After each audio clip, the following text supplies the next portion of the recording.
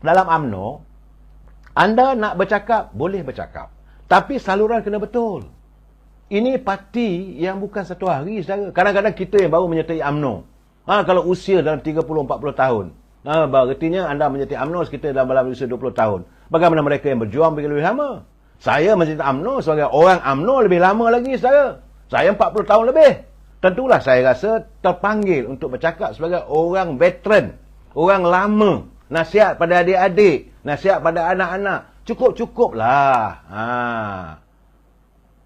Saudara, saya setuju Anwar Bidin. Betul, kalau nak balon-balon lah. Tapi biarlah kita nak balon tu dengan yang membina. Tapi caranya, saudara, mesti ada dia punya platform.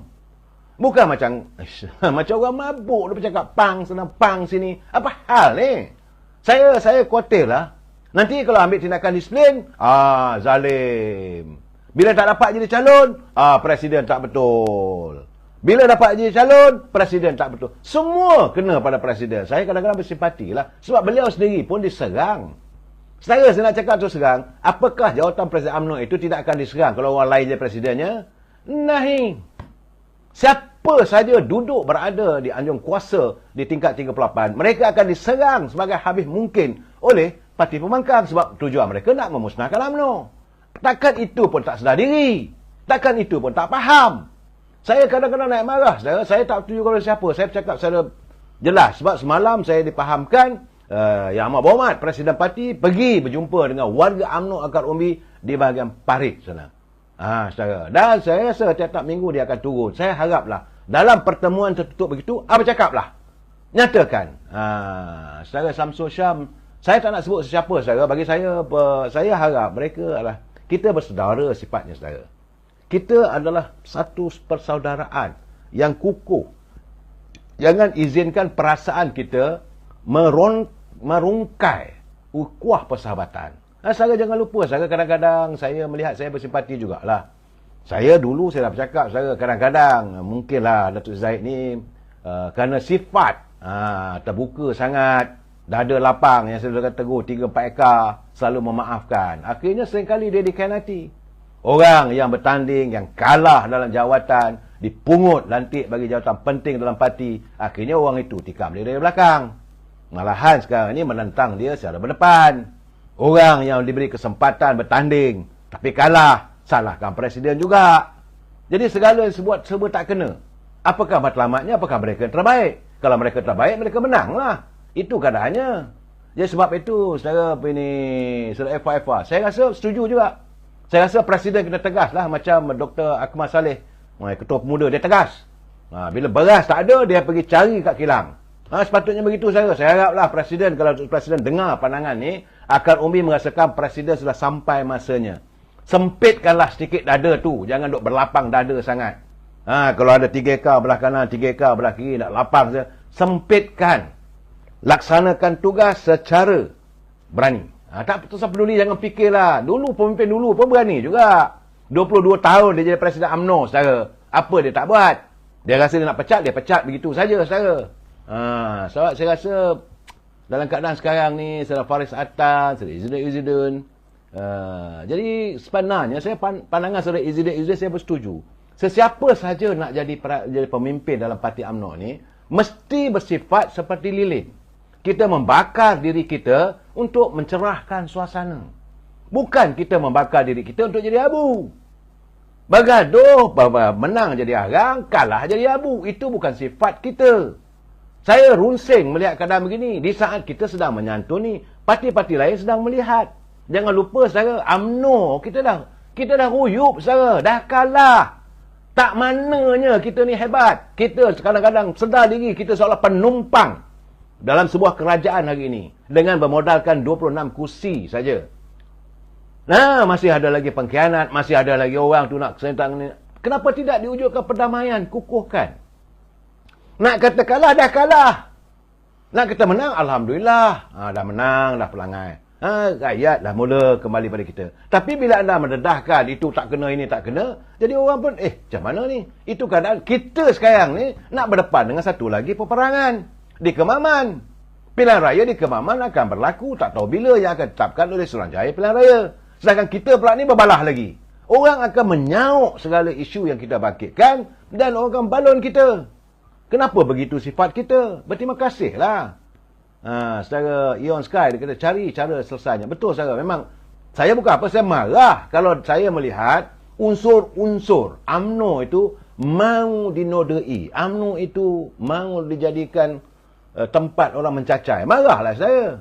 Memang saya marahlah. Sebab kita sekarang ni sedang menyantuni. Dan kita sekarang bila anda buat sikap begitu, bagaimana warga di Pelangai yang memberi keyakinan kepercayaan pada calon daripada UMNO Barisan Nasional? Tentulah mereka kecewa saudara. Ini kadang sikap kita. Kalau kita tak dapat jadi calon, janganlah kita nak marah.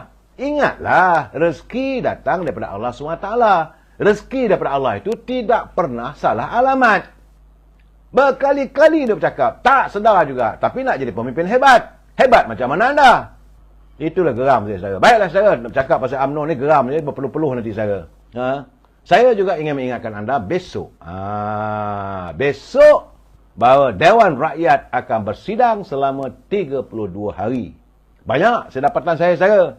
Ini merupakan penggal ketiga untuk kali ini. Di mana tumpuannya pertama-tama sekali adalah orang menumpukan pada hari Jumaat. Apabila Yang Amat Berhormat Datuk Seri Perdana Menteri Datuk Seri Anwar Ibrahim akan membentangkan bajet 2024. Ini yang dinanti-nantikan. Ke arah mana ekonomi negara mau dipacu, semua tunggu. Tapi ini akan berlaku pada hari Jumaat saudara. Tetapi dapatan saya ada beberapa risalah, antaranya yang akan dibentangkan dalam mesyuarat besok itu jawatan kuasa kira-kira negara untuk pertama kalinya kali ini. Saya terima tahniah pada Datuk Seri Speaker kerana membenarkan Datuk Mas Eremati untuk membentangkan laporan pertamanya berhubung kemajuan pembinaan kapal tempur pesisir pantai LCS yang bertahun lamanya orang tuduh ini. Besok kita dengarlah. Laporan itu akan dibuat untuk pertama kali sejarah Parlimen saya. Ahli Parlimen dan rawat berpeluang membahaskan laporan proceeding PAC yang menjadi tuntutan banyak pihak. Saya melihat bahawa sekarang ni pimpinan negara begitu tulus bawa ke Parlimen.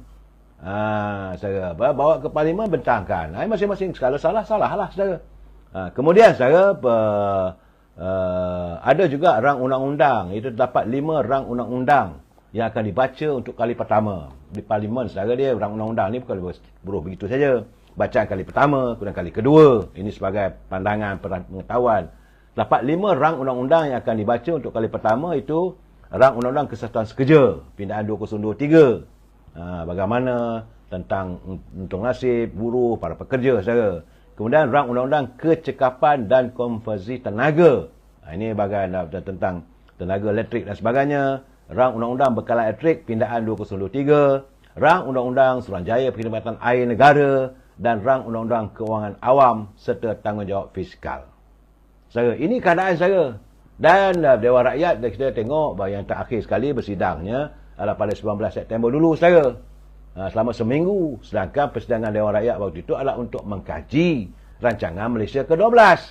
Tapi diambil kesempatan oleh pihak-pihak tertentu membangkitkan isu bagaimana mahkamah memutuskan perbicaraan Datuk Seri Zahid Hamidi DNAA, discharge not amounted to acquitted. Itu dilepaskan tanpa dibebaskan. Bagi duduk Parlimen saudara. Akhirnya macam-macam cerita yang bukan-bukan timbul. Dan kita lihat sendiri. Sekarang ni dah mula terdedah. Apabila dalam perbicaraan Tan Sri Muhyiddin pun, peguam tersebut minta juga agar mahkamah melakukan tindakan ataupun memberi kebebasan pada Tan Sri Muhyiddin di bawah DNAA yang kata jadi tak ada dalam Islam. Jadi soal saya sekarang ni saudara untuk besok. Apakah wakil-wakil rakyat masih mahu bercakaran? Saya yakin saudara besok tentulah isu pertama akan dibangkitkan tentang pilihan raya di Simpang Pulai. Pasti ini akan dibangkitkan sindir-menyindir, tegur-menegur. Sedangkan rakyat sedang menanti apakah kehidupan mereka, untung nasib mereka benar-benar disantuni oleh setiap ahli Dewan Rakyat. Besok saudara, tentulah macam isu beras, isu petani, bangkitkan, tak ada masalah. Tapi jangan kita membangkit satu isu itu, kita nak hamun kepada pemimpin tertentu carilah upaya. Bulat air kerana pembentung. Bulat manusia kerana mufakat. Sepatutnya Dewan Rakyat adalah tempat untuk sama ada kamu daripada parti pembangkang ke, kamu daripada parti apa saja pun, duduk semeja berbincang soal rakyat. Tapi saya haraplah, saya berdoa jauh sehati saya, mudah-mudahan persidangan parlimen kali ini taklah jadi macam kandang di meja sarkas. Pompang. Saya dah sebab Abdul Ghani Hussein, dia kata sure lah. Pagi-pagi lagi pembangkang akan mainkan point of order. Dia kalau asyik sibuk point of order, macam kata ya Tompel lah. Asyik nak membangkang aja, bila nak selesainya? Itu keadaan saya. Dan saya mengharapkan supaya kalau nak sentuh pun tentang pilihan daya di simpang di Pelangai itu tak ada masalah, ataupun tentang Pulai ataupun simpang Jeram boleh sentuh, tapi bukanlah itu dijadikan isu untuk dibangkitkan. Sebab rakyat nak tahu masalah beras, masalah bekalan gula, masalah tepung, masalah kehidupan rakyat, ekonomi rakyat. Menteri Ekonomi perlu menjelaskan ke mana hala cara ekonomi negara nak dibawa. Poket rakyat perlu diisi. Bukan kita minta sedekah, mengemis. Menteri bagilah kami duit. Bukan itu. Tapi apakah elemen-elemen? Saudara Cik Bu, terima kasih. Dia kata walaupun mabuk, eloklah bergambuat. Saya bagi tahu, orang nak marah, saya marah lah. Saya bukan nak kata siapa, saya tak kata siapa pun. Cuma saya merasakan besok penting. Bila parlimen bersidang, saya mengingatkan, saya yakin ada kalangan teman-teman saya yang bergelar sebagai ahli parlimen, tentu mereka juga mendengar bicara saya malam ini. Harapan saya, ini harapan rakyat. Harapan warga supaya parlimen itu dinobatkan, dijadikan tempat untuk membicarakan soal rakyat. Bukan nasib point of order.